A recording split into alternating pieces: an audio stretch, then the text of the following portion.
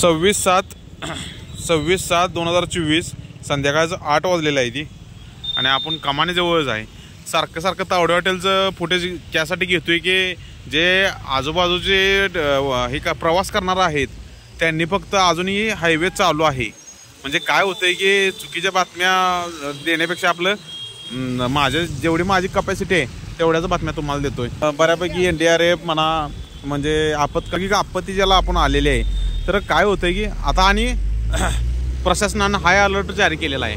तर हाय अलर्टचा अर्थ असा होतो की सावध राहावा, कधीही पूर येऊ शकतो।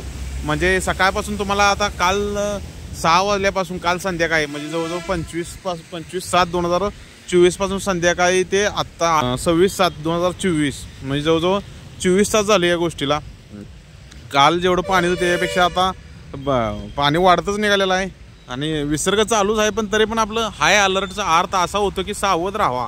काय होतं की उगाच धडकी भरवणारे शब्द माणसांच्या कानावर पडतील आणि त्यामागलं त्यानं काय झालंय की जवळजवळ बघा ज्यावेळेस कोविड आलेला त्या निम्मे माणसं मयत झाली त्या भ्यामुळेच, म्हणजे इतिपोटी माणसं मयत झाली ती। तर इथलं थोडं पोटेज देतो आणि आता जिथं पाण्याची मगाशी पाणी पातळी बघितलेली तिथलं थोडं फुटेज देतो।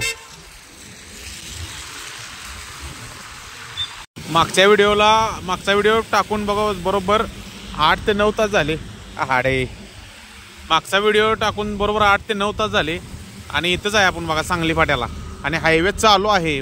4-5 तासाचं ज्यांचं रनिंग आहे की पुणे असू दे किंवा इकडं हुबळीपासून असू दे तर त्याने लवकरात लवकर कोल्हापूर तेवढं पास करा। काय होतंय की 1 वर्षी अशी परिस्थिती आलेली की प्रशासनसुद्धा हातबल झालेलं।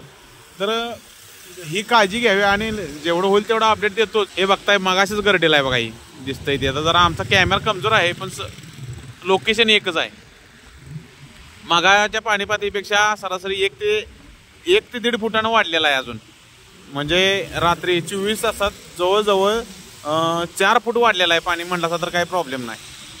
हो 4 फूट बरोबर वाढलेला आहे। सध्या लाईट पडून दाखवतो म्हणजे सांगली फाट्यालाच आहे आपण। हे डायव्हर्जन आहे पुढे सांगली फाटा आहे।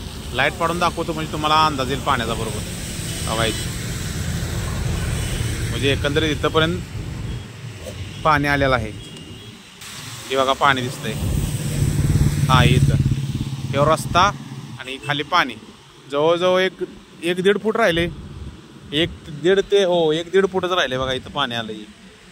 26/7/2024 सांगली फाटा एवढं पाणी आलेलं आहे। सारखं हायवेचा का व्हिडिओ टाकतोय तर जे नजदीक आहेत जे आसपास आहेत किंवा जे आता व्हिडिओ बघणार आहेत त्यांनी शक्यतो करून 4 तासाच्या अवधीत तरी बघा पास होणार असला तर कोल्हापूर पास करून घ्या। सगळ्यांना सांगणं एवढंच आहे की प्रशासनाचे आदेश पाळा आणि उद्या सकाळी 6ला एक मोठा ब्लॉग टाकतो। 6ला एक छोटासा अपडेट देतो तुम्हाला। आज तारीख आहे 26 आणि उद्या 27चा सकाळी 6चा एक अपडेट देतो लाईव्ह। आता काय झालं की आमची आहे ड्युटी, म्हणजे मी नागपुरा कंपनीत ड्रायव्हर म्हणून काम करतोय सध्या। उद्या सकाळी 6ला ड्युटी आहे पुणे, म्हणजे गाड्या एकंदरीत चालू आहेत। आता जायचं तर माहीत आहे पण यायचं काय माहीत नाही। तर प्रशासनाचं आदेश पाळा आणि महत्त्वाचं म्हणजे भिवू नका। काय आहे की चुकीचा प्रसार झाल्यामुळं माणसं भीती ती बऱ्यापैकी।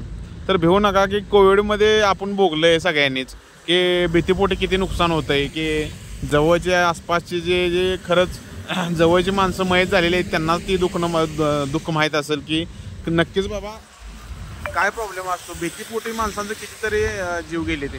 तर आपत्तीच्या ठिकाणी प्रशासनाचा आदेश पाळा। म्हणजे आम्ही देतोयच अपडेट पण तरी पण कसं आहे शेवटी काय अशी वेळ येते की प्रशासनसुद्धा हातबल होतं। प्रत्येकानं जर का उंबऱ्याला पाणी लागायला लागलं की स्थलांतर होणं कधीही योग्यच। काय होतं की मागाच्याच व्हिडिओत तुम्हाला सांगितलं की कॉन्फिडन्स आणि ओव्हर कॉन्फिडन्स। कॉन्फिडन्स म्हणजे मी स्थलांतर होणं आणि ओव्हर कॉन्फिडन्स म्हणजे की मला काय होतंय तेव्हा ती आपल्या घरात थोडीच पाणी येतंय। आता थोडे दिवस का असं ना पण स्थलांतर व्हा। काय आहे की प्रत्येकावर वेळ येते कुठल्या तर स्वरूपात।